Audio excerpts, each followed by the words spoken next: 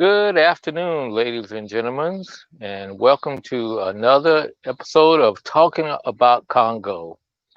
This is Friday, so hopefully your Friday has been joyful and the week is coming to an end for you, and so that you can look to whatever rejuvenates you over the next couple of days. I am excited about today, and but also a little frustrated. Got a couple of topics I want to talk about. The two topics today will be about banking, and really it's about banking difficulties. And so I'm going to rant a little bit about the problems of banking in the Congo. And the second thing is I'm going to be talking about our need for French teachers again. So let's go ahead and get started. Let's turn on the comments and see if anybody want to come in and drop in their comments. Like I said, uh, dis I am disappointed, frustrated, to say the least. We have money that we needed to send over to the Congo, and banks on both sides of the world have been delaying getting that money there. One of them is a bank here in the States. I don't know what's going on with them here. They're not sending out the money. We've been requesting that it be sent to the Congo so that we can get a project done, but it hadn't went out yet. So I'm a little frustrated at that. It's been about a week. The money has been sitting in the bank, waiting for it to go out.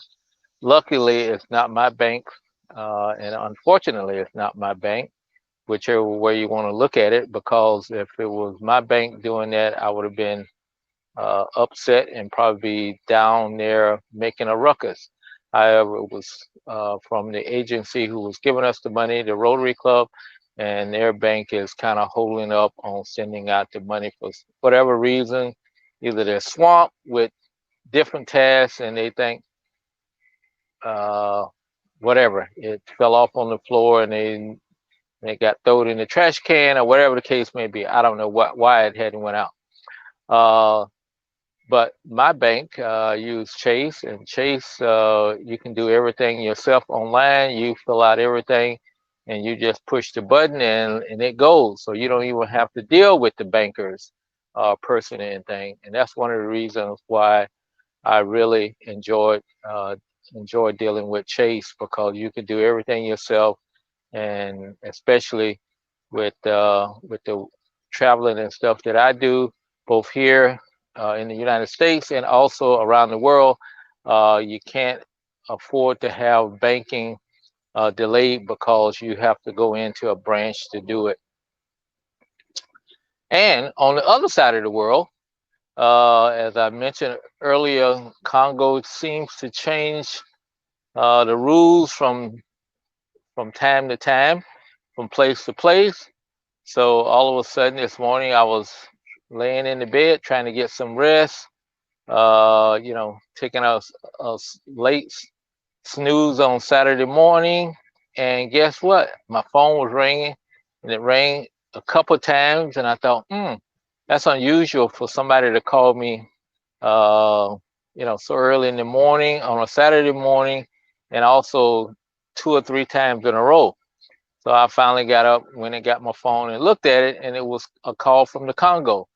And our project manager was at the bank, and he was waiting because now all of a sudden the bank said they needed the SWIFT code, and that's a alphanumeric code that identifies all banks here in the world. They needed the SWIFT code of where the money was coming from. It's like, okay, okay, they needed it, so I, had it handy. So I say I'll send it to you. So I sent it to him, and he says, "Oh yeah." Now they're saying, "Okay, you got to wait 48 hours before you can withdraw the money." So he politely told them that, "Nope, I'll be back in the morning. I'll give you a day, and so you need to. I'll be back to get the money because we need to get things started." it's just a big hassle with getting money to do projects, getting over to actually the project. I remember naively when we first went to the Congo in 98, so you can imagine what things were like in 1998. Uh, one of the leaders of the mission trip that I went on, he had $25,000 that he had in his shoe, and he was taking it over because he had found out that you can't be wiring money back and forth and it would be such a delay and blah blah blah.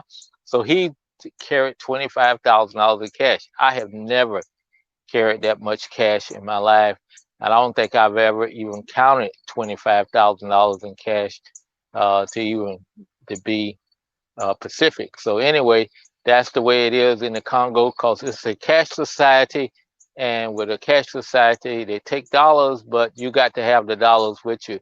You can't be going, as you see, we got money in the bank sent to someone in it, and they can't get the money out because of whatever the rule the banker made up today. Oh, come back tomorrow, come back 2 days from now, and you can get your money or whatever the case may be. It's always something in Congo that just frustrates you. So that's one of the hard parts about dealing and working in the Congo, where they don't use credit cards, they don't use checks, and that type of thing, where you don't have to have physically have cash. It's you think, okay, you I don't know, it's just crazy. Most people here in the United States, you may deal with a lot of cash, but there is the means that you could go down and get a money order, and someone will take a money order from you, take a cashier's check from you, but you don't have to have cash. People in the Congo, they want cash, cash, cash, and they want cash that's pristine. You can't have a tear in it. It can't be dirty. Can't have any writing on it. You know how you may write a note on a bill. Nope, they want it, pristine, just like it came from the mint, and no markings, no slight tears or anything else. So I'll get off that subject because I can go on it for on and on and on, and I really hate it. That part of dealing with the Congo. Second subject is today is we're still looking for teachers that speak French, are French teachers. So I said French speaking, meaning to say you may teach math or whatever the case subject that could be.